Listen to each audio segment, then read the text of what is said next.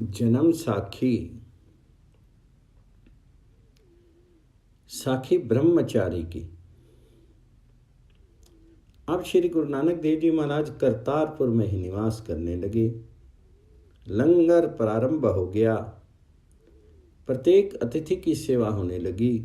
गुरु जी की कीर्ति चारों ओर फैल गई।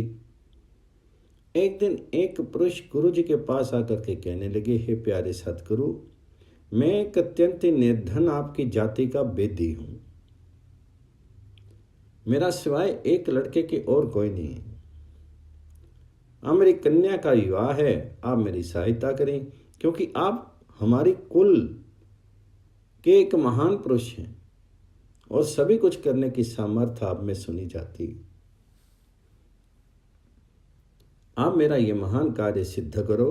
गुरु जी दयालु थे, कहने लगे, हे भ्राता, जिस वस्तु की तुमको आवश्यकता है वह हमें बताओ। उसने सभी चीज लिख करके गुरु जी को दे दी। गुरु जी ने अपने शिष्य, जिसकी जाति आनंद थी और नाम भगीरथ था, उसे आज्ञा दी कि ये सभी वस्तु लाहौर से जाकर के ले आओ। इतना ध्यान रहे कि लाहौर में केवल एक ही रात्रि रहना, और दूसरी रात लाहौर में रहोगे तो तुम्हारा जन्म बिगड़ जाएगा। भगीरथ के मन विच भय हो गया। वह भागता हुआ लाहौर जा पहुंचा। वहां एक बनिए की दुकान थी। उसे जाकर के भगीरथ ने कहा, भाई, ये वस्तु हमें शीघ्र ले दो, क्योंकि मैंने लाहौर में नहीं रहना, कहीं बाहर ही विश्राम करूंगा। उस बनिए ने कहा, हे भाई, और वस्तु तो मिल जाएगी, परंतु इतनी जल्दी चूड़ा नहीं बन सकता। उस बनिए ने कहा, यदि तू एक रात रहे तो चूड़ा बन सकता है। भगीरथ ने कहा, यदि मैं एक रात और रहूं तो मेरा जन्म बिगड़ जाएगा, इसलिए आज ही मैंने लौटना है। तो बनिए ने कहा, हे भाई, यदि किसी का स्वामी सख्त होता है तो वह नाराज होता है, परंतु तुम कहते हो मेरा जन्म बिगड़ता है, वह अजीब है। कलयुग में ऐसा कौन है जिसकी आज्ञा ना मानने से जन्म ही बिगड़ जाए। तब भगीरथ ने कहा, हे मित्र, मेरा सतगुरु ऐसा ही है। तब बाणिये ने कहा, तब तो मैं भी तुम्हारे साथ चल करके तुम्हारे गुरु का दर्शन करूंगा। एक चूड़ा रंग हुआ है। यदि तुम्हारा गुरु सत्य में महापुरुष होगा तो मैं भी उसे अपना गुरु धारण कर लूंगा। यदि मेरा मन उसको मान लेगा तो फिर मैं मूल्य नहीं लूंगा, और यदि मन ना माना तो फिर मैं सभी मूल्य ले लूंगा। ये दोनों चलते चलते करतारपुर आ गए तथा गुरु जी के चरणों पर नमस्कार किया। जब बानिये ने गुरु जी के दर्शन किए तो उसके हृदय के कपाट खुल गए। गुरु जी के दर्शनों ने बानिये को निहाल कर दिया। अब वह बानिया 3 वर्ष तक गुरु जी की सेवा में ही रहा। बाणी कंठ की कुछ पुस्तकें लिखवा करके अपने साथ ले गया। फिर एक दिन बानिये ने सौदागरी की और उस नगर में गया जहां राजा शिवनाभ राज करता था। मैं बानिया दिन को तो माल बेचे और रात्रि को कीर्तन करता था तथा प्रहर रात्रि रहते स्नान करता और जपजी का पाठ करता था। ये उसकी दैनिक क्रिया थी, अर्थात उसकी दिनचर्या गुरु जी की आज्ञा अनुसार थी। गुरु जी की आज्ञा है कि जो सिख रहत बहत विच पूर्ण है, वह शिष्य इसी जीवन में मुक्त होता है, और वह जब वह मृत्यु को पाता है तब उसकी सदगति होती है। इस प्रकार वह बानिया प्रत्येक दृष्टिकोण से गुरु मर्यादा के अनुसार चलता था। मन मत करने वाले लोग सूर्य चढ़े तब स्नान करते और एकादशी पूर्णमासी मंगल आदि के व्रत रखते थे। उनके सभी काम दिखावे के होते देख करके यह बनिया उन्हीं से कुछ उदास रहता था और इन आडंबरों की ओर उसका झुकाव नहीं था, क्योंकि गुरुजी महाराज पाखंडवाद के विरोधी थे तथा धर्म मर्यादा के कारण संसार में प्रकट हुए थे। अतः वे पाखंडी बानिए को भ्रष्ट कहने लगे। एक दिन कुछ शरारती पुरुषों ने राजा शिवनाभ को कहा, हे राजन, ये बानिया हिंदू अहंकार भी धर्म मर्यादा के उलट चलता है। इसने कभी व्रत आदि के शुभ कर्म नहीं किए। राजा ने बनिए को अपने दरबार में बुला लिया। तब बनिए ने राजा का यथोचित सत्कार किया। तब राजा ने पूछा, हे सेठ, तो हिंदू होकर के व्रत नेम आदि जो शास्त्र मर्यादा है उसे पूर्ण क्यों नहीं करता? बानिए ने उत्तर दिया, हे राजन, जिस वस्तु की प्राप्ति के लिए व्रत आदि क्रियाएं की जाती है वह वस्तु तो मैंने प्राप्त कर ली है। हाँ, मुझे इन व्रत आदि के नियमों की आवश्यकता नहीं है। राजा ने कहा, वह कौन सी वस्तु है जिसके मिल जाने से व्रत आदि जो शास्त्र विहित कर्म है उसको ना करना ठीक है? तब बानिए ने उत्तर दिया कि हे महाराज, एक महापुरुष के दर्शनों से सभी कामनाएं पूर्ण हो गई हैं। राजा ने कि तुमको विश्वास हो गया है? उस सेठ ने कहा, हे राजन, उस मेरे सतगुरु के दर्शनों से ही तमाम विश्वास हाथ जोड़ करके सन्मुख उपस्थित हो जाते हैं, क्योंकि जहां साक्षात ईश्वर ही प्राप्त हो जाए वहां विश्वास आदि का तो प्रश्न ही पैदा नहीं होता। तो राजा ने कहा, कलयुग में तो एक भी नहीं है जिसके दर्शनों से मुक्ति प्राप्त हो जाए। तब बनिए ने कहा, हे राजन, ये मत कहो, क्योंकि मेरे सतगुरु देव श्री नानक देव प्रत्यक्ष मुक्ति के दाता हैं। तब राजा ने कहा, मैं उनकी वाणी सुनना चाहता हूं। अब उस बानिए ने गुरुजी की पितृ वाणी सुनाई तो राजा प्रसन्न हो गया और उस बनिए के साथ राजा शिवनाभ शिष्य बन गया तथा गुरु दर्शनों को चल दिया। जब चलने लगा तो बनिए ने कहा, हे राजन, श्री गुरु जी तो पवन रूप हैं, जहां सच्चे मन में आवाहन करो वहीं पर प्रकट हो जाते हैं। वह घट घट की जानने वाले हैं, यदि आप श्रद्धा से बुलाओ तो महाराज स्वयं प्रकट हो जाते हैं। तब राजा ने कहा, हे मित्र, गुरुजी निवास कहाँ करते हैं और कहाँ के रहने वाले हैं? बानिए ने कहा कि गुरुजी तलवंडी राय भोए के रहने वाले हैं तथा आजकल करतारपुर रावी नदी के किनारे निवास करते हैं। उनका स्मरण करें, वहां के दर्शन देते हैं। राजा ने कहा, मेरी इच्छा तो तुम्हारे साथ ही जाने की है। बानिए ने कहा, हे राजन, तुम विश्वास करो तथा मन से गुरु जी नो स्मरण करो, गुरु जी इसी स्थान पर प्रकट होंगे।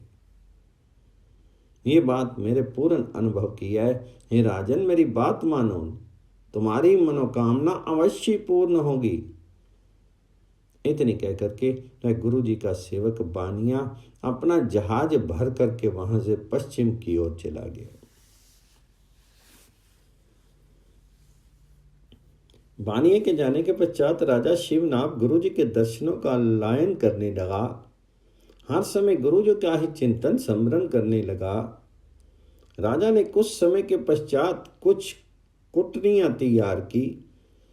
उनको हुक्म दिया कि जो भी साधु संत यहाँ आए उसको पतित करने में कोई कसर मत छोड़ो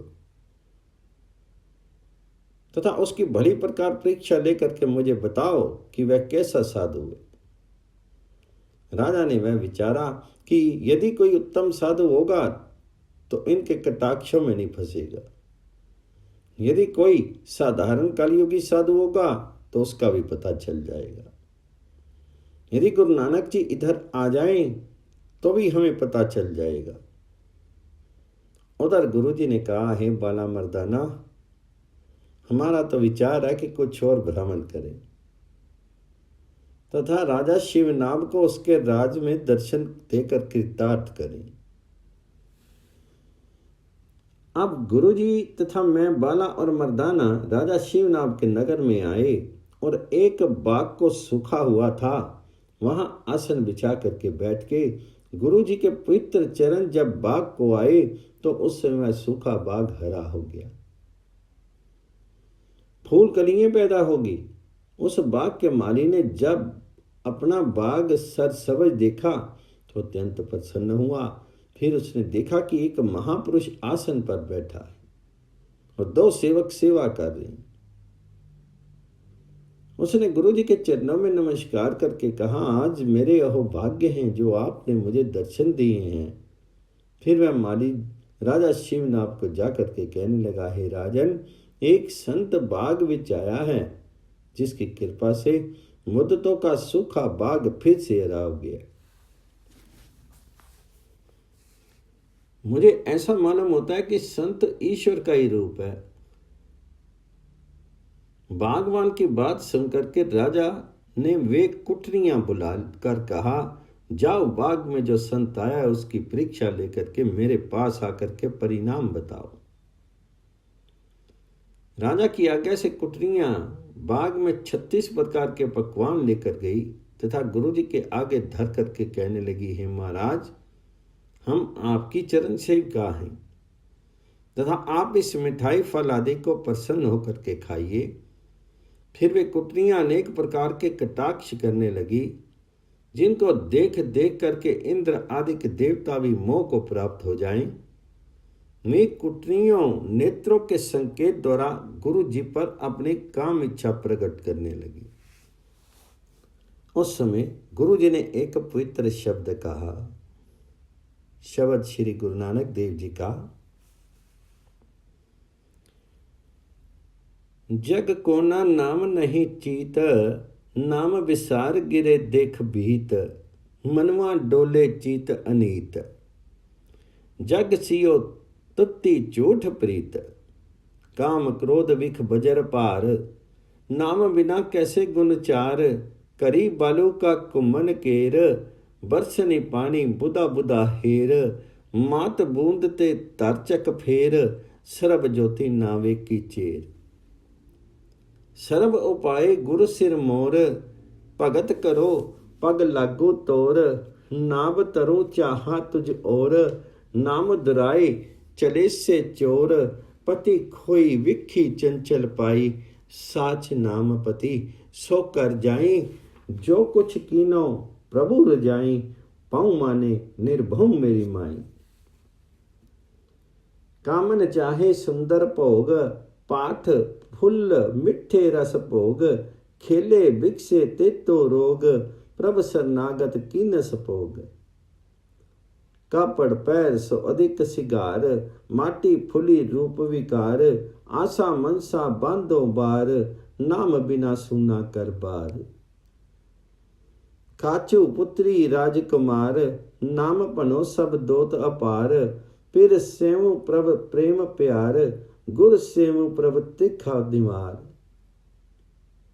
मोहन मोहि लिया मन मोही, गुर के शब्द पछानो तो ही, नानक थाडे चाहे प्रभु दुआर, तेरे नाम संतोखे कृपा तार।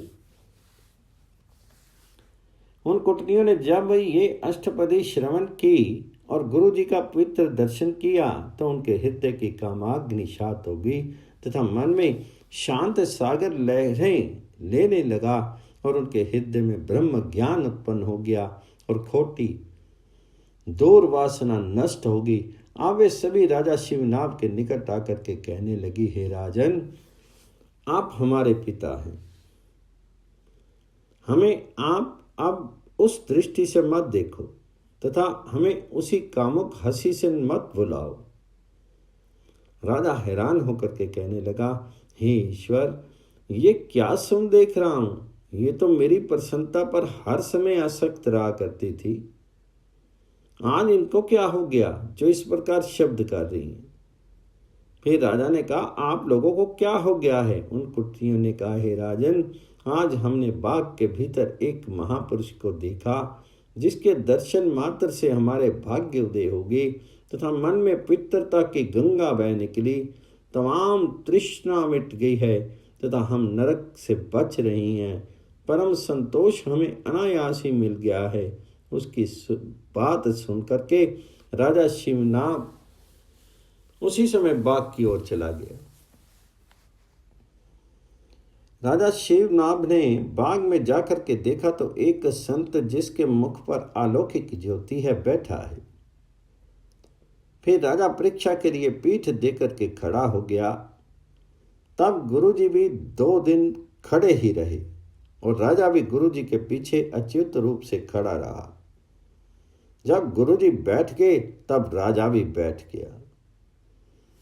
फिर गुरुजी ने कहा, हे राजन, कहो अच्छे हो। तब राजा ने कहा, हे गुरुदेव, आपकी कृपा से सभी कुशल मंगल है। राजा ने उस बनिए से लिख लिया था कि गुरु जी वेदी खत्री हैं और करतारपुर निवास करते हैं तथा जन्म स्थान राय बोलार है। राजा के मन में आई पहले पता करे कि आया यही गुरु है या जिसका जिक्र उस बनिए ने किया था, अथवा ये कोई दूसरा है। फिर राजा ने कहा, हे महाराज, आपका नाम क्या है? तब गुरुजी ने एक शब्द उच्चारण किया, रांग मारू मैला इक।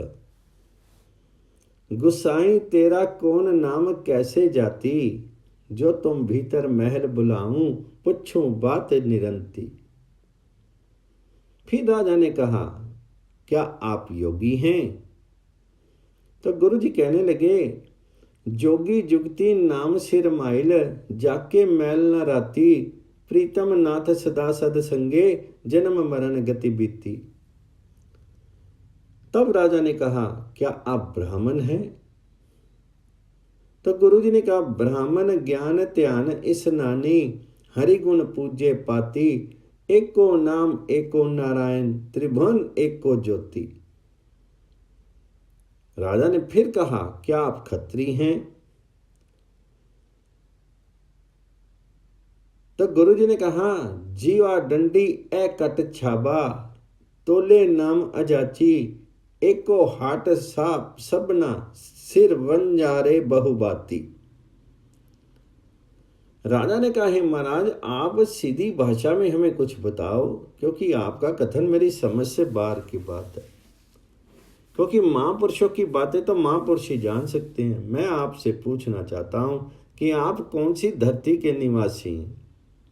तब गुरुजी ने शब्द फरमाया, श्री मुखवाक, ऊपर गगनी गगन पर गोरख, ताका अगम रूप निवासी, गुर प्रसादी बार करे को, नानक प्या उदासी। इस शब्द को सुनकर के राजा का मन शांत हो गया। तब राजा शिवनाभ गुरु जी की 3 प्रदक्षिणा करके चरणों में पड़ गया।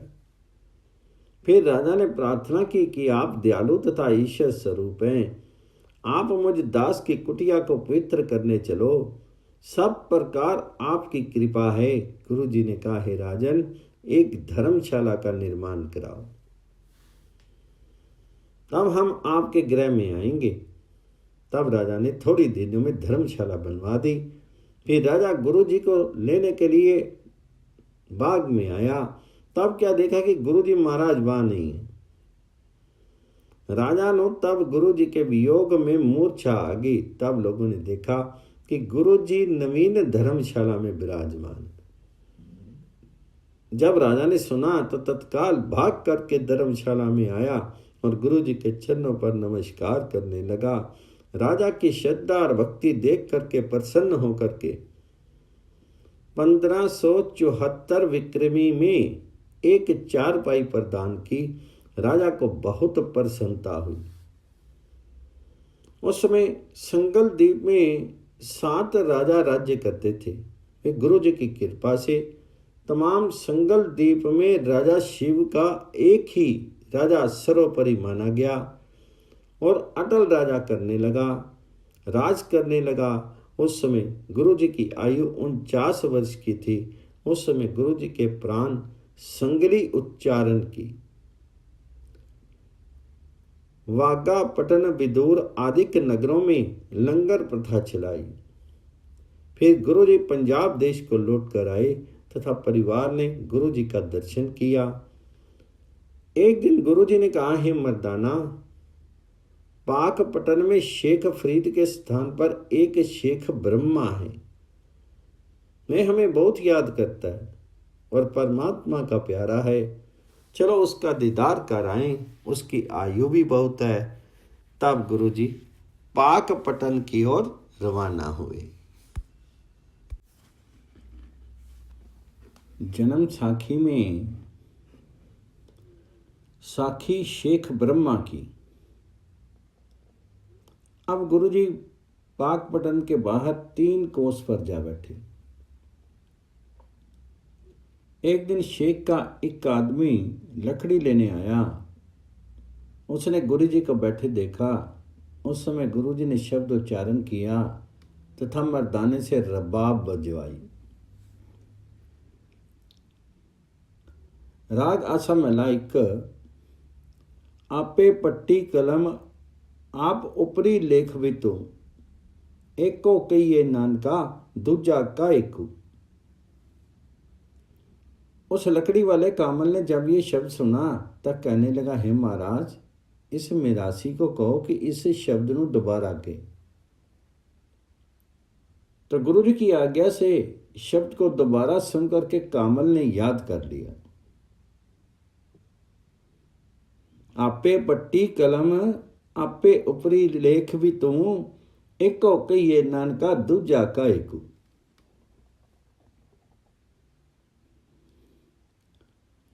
तथा पीर को आकर के कहने लगा, हे पीर जी, आज हमको एक खुदा का प्यारा मिला है। जहां से मैं लकड़ी लाता हूं वहां उसने आसन लगाया हुआ, उसके साथ रबाबी है। वह बहुत ही सुंदर शब्द गाता है। उसका नाम नानक है। पीर ने कहा, क्या तुमने कोई वैद सीखा है तो सुनाओ। तो कामल ने कहा, हाँ, एक शब्द मैंने भी सीखा है। वह कह रहा हूं, आपे पटी कलाम आपे आपे उपरी लेख भी तू एको कहिए नानका दूजा का एक। तब पीर ने कहा, मैं चाहता हूं कि जिसने ये शब्द कहा है उसका दीदार भी किया जाए। अरे बेटा, जिसने ये शब्द कहा है वह परमात्मा का प्यारा है। मुझे उसके पास ले चल। उसके साथ मैं कुछ खुदाई बातें करना चाहता हूं। तब पालकी पर सवार होकर के मीर कालम को साथ लेकर के वहां आया जहां गुरु जी का आसन था। पीर ने कहा, हे बाबा नानक, सलाम लो लेकम सलामो लेकम। तो उत्तर में गुरु जी ने कहा, हे पीर जी, उस अलेख को सलाम है। गुरु जी ने कहा, हे पीर जी, आज खुदा की हम पर ये मेहरबानी है जो आपके दीदार हुए। तब दोनों परस्पर सत्कार के पश्चात बैठ के फिर दोनों में बातचीत प्रारंभ हुई। पीर कहने लगा, आप एक बैंत सुनकर के मुझे बहुत प्रसन्नता हुई है। आपका एक बैत सुनकर के मुझे बहुत प्रसन्नता हुई है। मैंने सोचा जिसने ये बैत कहा है उसके दर्शन भी करने चाहिए। अब आप इस बैत का रहस्य बताने की कृपा करो, मैं कृतकृत्य होऊंगा। आपने फरमाया है कि एको कहिए नानका दूजा का एकू। एक साहिब ते दुई नहीं, केड़ा सेवा केड़ा रही। परंतु हिंदू कहते हैं कि वह परमात्मा हम में है और मुसलमान है कि उसका वास हम में है। आप कहो कि खुदा का वास कहाँ है और कहाँ नहीं है। तब गुरु जी ने कहा, हे पीर जी, 21 साहिब ते एक हद, इको सेवो हुजे रद, दूजा काहे सिमरिए, जम्मे ते मरी जाई, इको सिमरी नानका जल थल दे असमय। तब गुरु जी ने तब पीर ने पूछा, पाड़ पटोला तज करी, कवलड़ी पहिरेऊ, जिन्नी वैसी सहु पाइए, सही वैस करेऊं। अब गुरु जी ने उत्तर दिया, काऊ पड़ोला पाड़नी, कंबड़ी पहिरई, धरी बैठिया सहु पाइए, जे नियत रास करी। घर ही मुंद विदेश पर, नित झूरे संभाले, मिलदियां ढिल ना ओवी, जे नियत रास करी। ये उत्तर सुनकर के पीर ने पूछा, नड्डी बात न राविया, वड्डी थी मुई आस, धन को कहंदी गोर में, ते सहना मिली आस। अब गुरु जी ने उत्तर दिया, महल कुछ जी मर बड़ी, काली मनु कुसुद, जे गुण होमनी, ता पीर मिले, नानक अवगुण मुंद। भाव यह है कि हे पीर जी, यदि औरत घर में हो और मर्द परदेश गया हो और औरत मर्द के लिए घर के अंदर ही बैठी रहे, तब औरत पति की और पति औरत का। यदि औरत तो औगनहारी हो तथा अपने पति पर विश्वास ना हो, तो वह औरत पति की नहीं, वह तो दूसरों की होती है। यदि औरत धैर्य में बैठी रहे, तब उसका धैर्य उसकी इच्छा पूर्ण करता है। यदि औरत सुचज्जी हो परंतु पति से डरे तथा महिलाओं से सुगंधी आती हो, उस पर अधिक प्रसन्न होता है। यदि औरत में दुर्गंधी हो तो पति उस पर प्रसन्न नहीं होता तथा उस पर कृपा नहीं करता।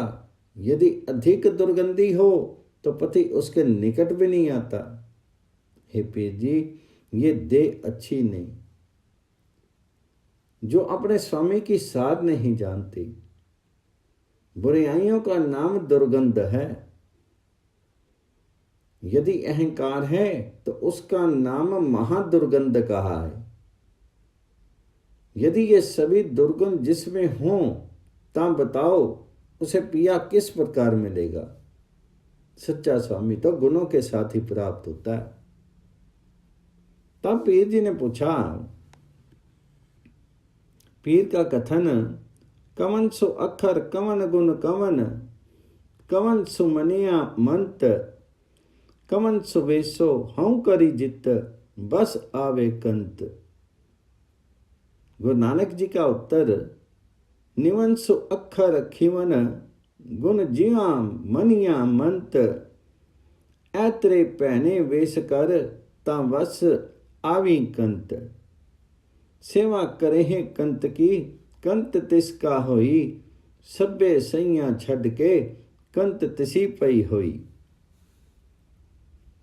इसका परमार्थ है, हे पीर जी, जो झुकता है, जो झुकना है, ये प्रत्येक के लिए उत्तम है। बस उसका नाम अक्षर है। और भली बुरी बात सुनकर के आगे से उत्तर ना देना, इसका खींवना है। तथा ईश्वर की ओर से सुख दुख जो भी मिल जाए तथा वाणी द्वारा जब कभी बोलना पड़े तभी भला बोले, इसका नाम मणिया कहा जाता है। ऐसे लक्षणों वाली पति को पा लेती है, सभी को छोड़ करके पति देव उसके बन जाते हैं। अर्थात जो पति की सेवा करती है तब पति उसका बन जाता है। जो सेवा करे कंत की, ता कंत तिसी का होई, गर्भी कंत न पाइए, भावें खरी सुवालिए सो होई। हे पीर जी, मूल तो सच्ची सेवा है। सेवकों ही को पति परमात्मा का दीदार होता है। परंतु यदि सेवा में अहंकार है तो ऊपर से कितनी भी सुंदर हो, उस पर परमात्मा प्रसन्न नहीं होता है। ये अटल सिद्धांत है। वही त्यक्ता छुट्टड़ कही जाती है। हे पीर जी, ये सच है कि सेवा ही ईश्वर का साक्षात्कार होता है। ये सुनकर के शेख ब्रह्मा गुरु जी के चरणों पर गिर गया और कहने लगा, धन्य हो गुरु नानक जी, आप धन्य हो। आपकी कृपा से हमें इलाही ज्ञान की प्राप्ति हो गई है। आज हमने जीवन लाभ प्राप्त कर लिया है। आज खुदा का दीदार हुआ है। तो गुरु जी ने कहा, हे पीर जी, जैसे रूप और काम में प्रीति है तथा लोभ में धन की प्रीति है, उसी प्रकार जो ईश्वर प्रस्त इंसान है उसकी प्रीति परमार्थ की बातों में होती है। जैसे भूखे को भोजन प्रिय है, निद्रा के समय पलंग पर बिछा बिस्तर अच्छा लगता है, उसी प्रकार उसके भक्तों को उसकी बातें भली लगती हैं और बातें उसको अच्छी नहीं लगती। ईश्वर की चर्चा के सिवाय खामोश रहना बहुत अच्छा है। तब पीर जी ने कहा, हे गुरुदेव, आप कृपया एक काती पर दान करो जिससे हलाल किया हुआ हराम ना हो जाए। तब गुरु नानक देव जी ने एक शब्द उच्चारण किया। श्लोक श्री गुरु नानक देव जी, सच काती सच सब सार, काढ़त तिसकी अपर अपार, सच की शान लई चिलकाई, गुण की ठेके विच समाई, तिसका कुट्ठा होवे सेक, लोहो लबी निखता देख, हक हलाल लगे इक जाई, नानक दा दीदार समाई। हे शेख जी, खून के स्थान पर जिसके लोभ है, जब तक लोभ है तब तक ये हराम है। जब इसमें से लोभ निकल जाए तब ये हलाल हो जाता है। फिर प्रसन्न होकर के शेख ने कहा, हे गुरु नानक देव जी, ये समय उस परमात्मा की अपार कृपा से मिला है। यदि आप भी शंकाओं का समाधान ना हुआ तब और कहाँ होगा। इसलिए मैं एक बात और पूछना चाहता हूँ। गुरु जी ने कहा, जो कुछ आप भी पूछना चाहो उसे भली प्रकार पूछिए, हमारी ओर से उत्तर दिया जाएगा। तब शेख ने कहा, हे गुरु जी, ये माया तो छल और जीव ये लोभी है। इस माया को किस प्रकार छला जाए। तब उत्तर में गुरु जी ने एक शब्द उच्चारण किया। श्री राग महला पहला, अछल छलाई ना छले नहीं, काहू कटारा कर सके, ज्यों साहिब रखे तिए रहे, इस लोभी का ज्यों टल पले, बिनु तेल दिया क्यों जले, कर चानन साहिब तऊ मिले। हे शेख जी, ये माया किसी से छली नहीं जाती, क्योंकि जीव मन से माया निकल नहीं सकती। यह मनुष्य लोभी है, भली समझ कर रखता है। शेख ने कहा, बगैर तेल के दीवा किस प्रकार जलेगा और बगैर दीवा जले के प्रकाश किस प्रकार होएगा। तब गुरु जी ने कहा, कुरान कतेब कमाइए, भौवट्टी इत तन लाइए, सच बुझन आन जलाया, बिन तेल दीवा इयों जले, कर चानन साहिब त्यों मिले। हे शेख जी, संयम करने से सत्य का दीपक जलता है, तब साहिब को मिलता है। शेख ने कहा, हे गुरुवर, आप जो बातें कर रहे हैं ऐसे प्रतीत होता है जैसे आपके भीतर में खुदा बोल रहा है।